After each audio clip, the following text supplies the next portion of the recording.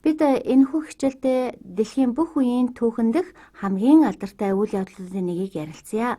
Энэ үйл явдал тухайн үедээ агуу их дайн хэмээн нэрлэгдэж байсан дэлхийн 1-р дайны гол шалтгаан болсон юм.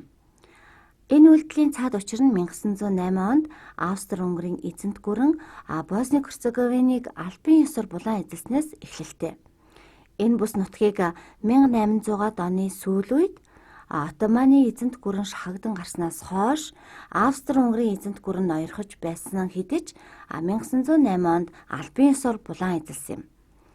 Отtomаны эзэнт гүрний Балканы хойгоос шахагдан гарсан нь тус бүс нутгийнханд нэгдсэн улс байгуулах итгэл найдварыг бий болгосон. Юго гэдэг нь өмнөд гэсэн утгатай тэд бүгд нэгдсэн Югослав буюу өмнөд Славын улсыг байгуулах үнсэрхэг үзэлтэй байсан.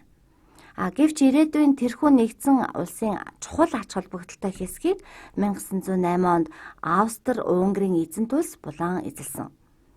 Тэгэхээр энд харагдаж байгаа хэсэг бол Сербийн хаант улс бөгөөд энэ нь өмнөдийн Слав үндэстэнгүүдийг өөртөө нэгтгэн агуу Югослав улсыг байгуулах үнсэрхэг үзэлтэй хөдөлгөөнүүдийн гол түмэн байсан юм.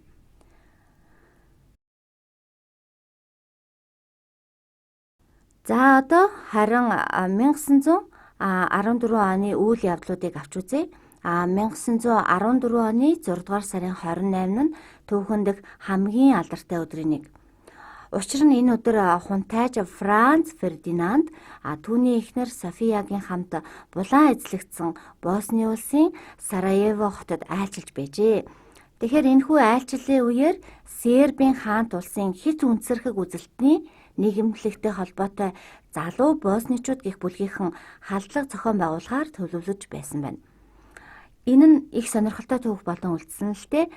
Тэд Франц Фердинандын амьд халтгаар төлөвлөж байсан ч анхдагч төлөвлөгөө нь бүрэн бүтлгүүцсэн. Тэгээд тус хэргийг үйлдэх ёстой байсан этгээд нь төлөвлөгөө бүтлгүүдэх үед өөрийгөө хорлох зорилгоор цианидтай капсул ууж гол руу үсэрчилтэй. Гэвч тэрхүү цианид нь муудаж нөлөөлөлгүй болсон байсан болохоор мөн голын ус ч гэсэн 30 см гүн байсан болохоор цагдаа нартай баригдсан байгаа юм. За тэгэхээр ийхүү улс төрийн алга зохион байгуулах төлөвлөгөөнд бүрэн бүтлгүүтгэхэд босгочдын нэг Гаврило Принцип хаалтлах хийх санаагаа орхин Сараево хотын нэгэн кафед хавчуурахтай талах хэдэн сууж байж л дээ.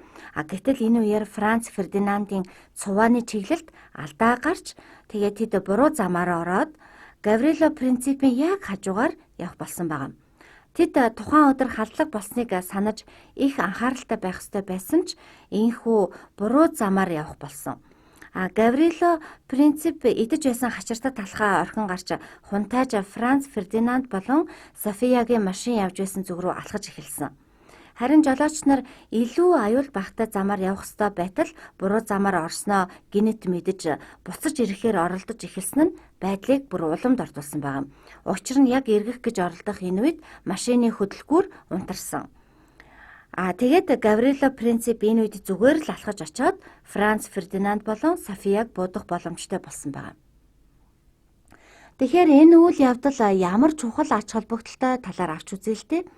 Хунтайж Франц Фердинанд нь Австри-Унгарын хаан Франц Жозефийн зээх хүү бөгөөд хаан ширээний угсаал залгамжлагч байсан юм. Гэвч тэрээр Гаврило Принципд алагдсан. Тэгэхээр Гаврило Принципийн баривчлагдсны дараах үеийн зураг энэ бөгөөд энэ залууг би Гаврило Принцип бах гэж бодож байна л та.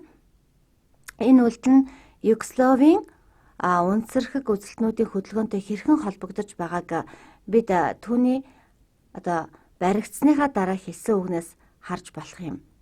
За энэ зураг нь байна. Гаврило Принцип. За тэгэхээр тэр хэлэхдээ би бол үнсэрхэг үзэлтэн нийт югославчуудыг нэгтгэхийг л хүссэн. Надад тэрхүү улс ямар засаглалтай байх нь огт хамаагүй.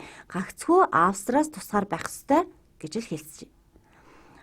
Үүнээс харахад энэ үйлдэл энэхүү улс төрийн алга нь үнсэрхэг үзэлтнүүдийн хөдөлгөөнөөс эхэллээ. Бас Сербийн хаант улсыг Босни-Герцеговинтэй түүнчлэн Хорват улсуудыг нэгтгэх хүсэл эрмэлзлээс эхлэлтэй нь харагдаж байгаа юм. За бид дараагийн хичээл дээр энэхүү улс төрийн алхам дэлхийн 1-р дайныг хэрхэн эхлүүлсэн талаар үзэх болно. Учир нь тухайн үед Европын томоохон гүрнүүд аль хэдийн цэрэгжилтэд бий болгож зөрчилдөөнийг эхлүүлэх хүсэлтэй байсан. Мөн холбоотон улсууд болцгоос нь Европыг бүхэлд нь дайнд татан оруулах боломж бүрдсэн байснаас гадна эзэнт гүрнүүд дэлхийг бүхэлд нь нэг нэгнийхээ эсрэг дайнд ороход бэлэн байсан тул энэхүү алхам дайныг эхлүүлж өгсөн юм.